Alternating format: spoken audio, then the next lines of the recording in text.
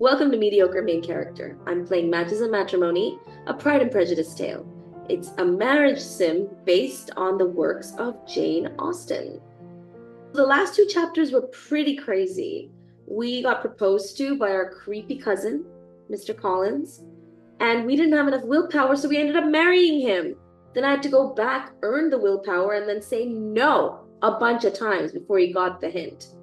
Then we play a little matchmaking, and now he's marrying our friend Charlotte. So that's nice. But the sad news last chapter is that Mr. Bingley and his mean sisters have moved. They left Netherfield and they didn't even tell me. Okay, so I'm running out of options. I already said no to him. He's disappeared. This one's not even an option right now. Neither is this one. So that leaves this guy or some future fella. So let's see what this chapter brings.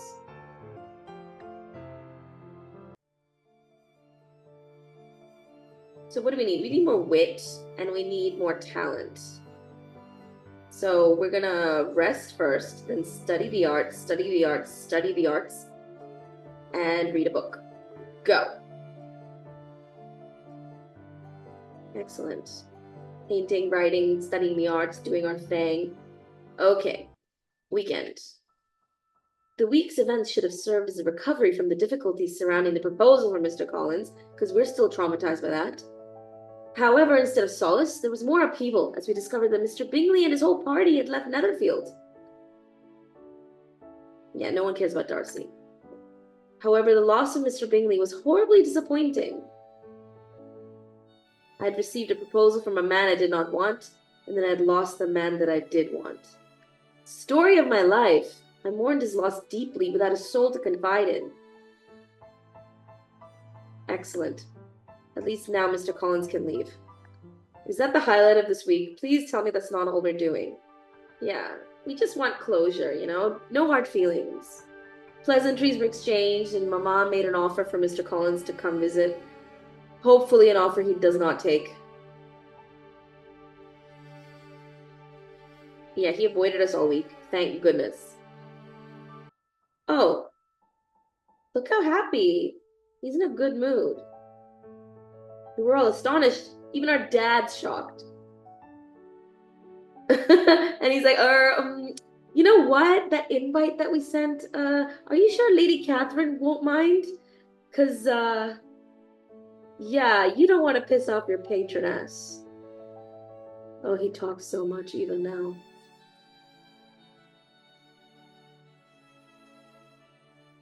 Yeah, he's like, stay at home, please. Bro, just stay at home. We won't take it personally. But Mr. Collins is just, yeah, he doesn't get the hint. I shall now take the liberty of wishing them health and happiness, not accepting my cousin. That means he's forgiven us. That's fantastic. He was rude to us all week, but now he's fine. He shall return to court one of the other girls. No, Mom, no. Keep him away. Lydian, classic Lydian. Should he court me, I should refuse him exactly as Mediocre did. Oh God, we set a bad example. Ooh. No, any thought of Mr. Collins returning to court melted away as Charlotte Lucas paid us a call. And she's going to marry Mr. Collins. I knew this would happen. Oh, I'm so happy for her. Look how happy she looks. Oh, she's so sweet. Okay, calm down. Be happy for her. She's your best friend. Yeah. Why would you be surprised? I'm gonna wish her every imaginable happiness. Damn. If he's won your affection, then I wish you happiness. Yeah, that sounds sincere. Even Charlotte knows that we're faking it. But she appreciates us. Yeah, Mr. Collins proposed to us and then 2 days later proposed to our best friend. That's a little creepy. I'm not romantic, you know. I never was. I ask only for a comfortable home. And considering Mr. Collins' character, connection, and situation, I'm convinced that my chance of happiness with him is a fair... I'm convinced that my chance of happiness with him is as fair as most people can boast. Wow, we're scowling. We're giving so much attitude. I was left pondering the strangeness of the situation. Mr. Collins had proposed to 2 people in less than a week. Wow, we're so judgmental. We're still so judgy. We're like, how could she do that? How could she settle for Collins? Humiliating picture. Wow. Okay, I don't agree with our character here. There's nothing humiliating, okay? Charlotte needed and wanted a husband. Mr. Collins needed and wanted a wife. They found each other. They're both practical. Why are we judging? You're crazy. Just chill. Focus on your own situation, honey.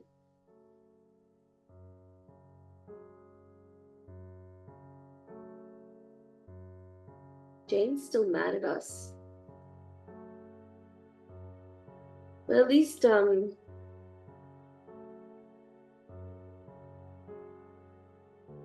we got a letter, I guess, from Mr. Bingley's sister. Oh my gosh, what does it say? So they left Netherfield to London for business, but then they are gonna stay there for longer.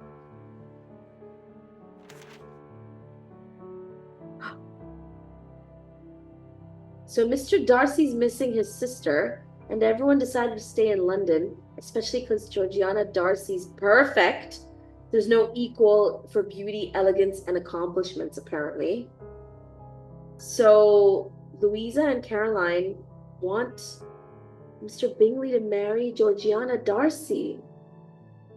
And he apparently admires her greatly already.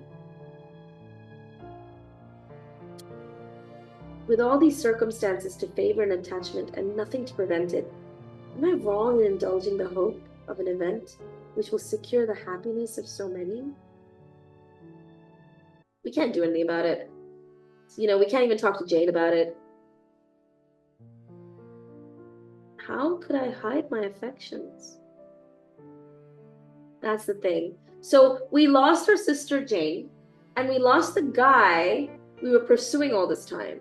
I don't even know where to go in this game anymore. Like, I just don't know where to go.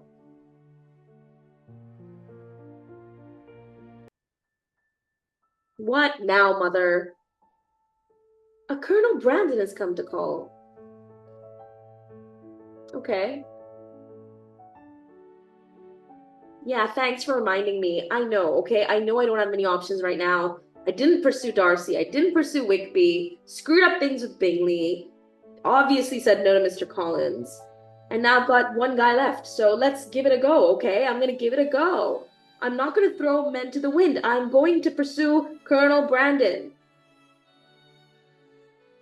Okay, maybe our character doesn't agree. I should not think Colonel Brandon would see himself a suitor for me. He's on the wrong side of 5 and 30. 5 and 30 has nothing to do with matrimony. Tell it, sis.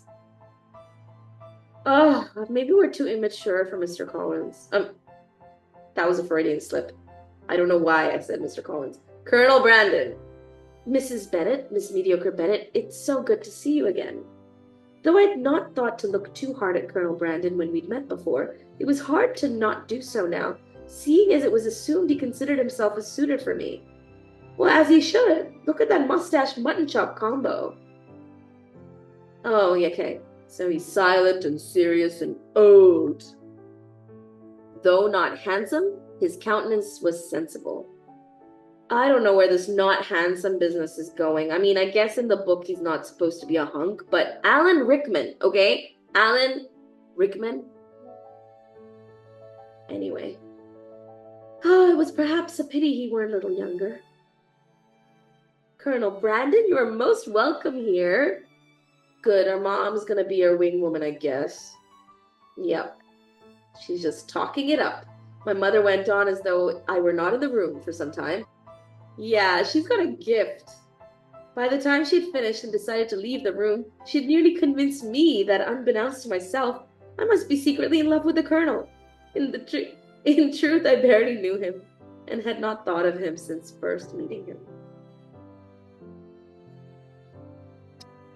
Wow, we're so passionate. I'm glad we studied the arts. Without music, my life feels drained of the lifeblood that sustains us. I think I could not live without the joys and sorrows I feel in song. I enjoyed hearing you play previously, and I'm glad that you continue to improve on your ability. Sure. Yeah, in case you didn't get the memo. He's old, so we're not used to dealing with old dudes. That thought carried me forward, and quite without meaning to, I found myself reciting a verse of poetry. Variety is the spice of life that gives it all its flavor. Ah, I see you're a fan of William Cowper. I am as well. I am monarch of all I survey. How does the next line go? Is he testing us? It's not going to be from the height of Calcutta to the depth of Bombay, even though that rhymes. That's not it. It's going to be my right there is none to dispute. Yeah, we're very well read, okay? I am monarch of all I survey, my right there is none to dispute. From the center all round to the sea, I am lord of the fowl and the brute. The feelings of a man alone on an island. He was there for more than 4 years, you know, in solitude. Bro got deep. Are you lonely, Colonel Brandon? Something sad lingered in Colonel Brandon's eyes, as though he felt the despair of solitude himself. So it's true to the book, Sense and Sensibility. Colonel Brandon is extremely passionate and extremely caring and just an all-around lovely guy.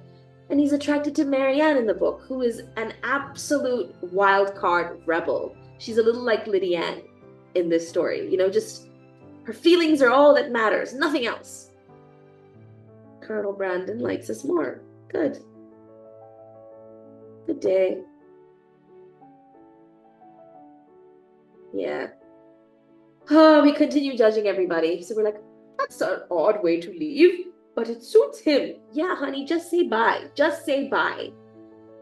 I wonder what else he could have had to say.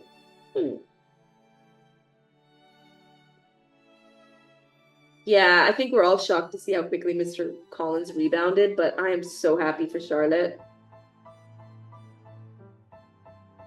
Her marriage to Mr. Collins came as a shock, but it's a choice she seemed pleased with. What does that mean? Was someone else supposed to come over? I must have done something wrong. I don't even know anymore. All I know is I keep screwing up this game. Nothing's going according to plan. So I think someone else might have come and visited us, but we clearly drove off all our suitors, so there's no one. That's nice. Colonel Brandon likes us. And though he may be too old to be considered, it's nice that he likes us, right? Another week full of interesting intrigue. Okay, let's see. Colonel Brandon likes us, sure. I think he's it, though. Like, everybody else is kind of locked away at this point. Anyway, thanks for watching if you did, and I will continue with Chapter 10 now, but I'll save it as another video. So see you next time.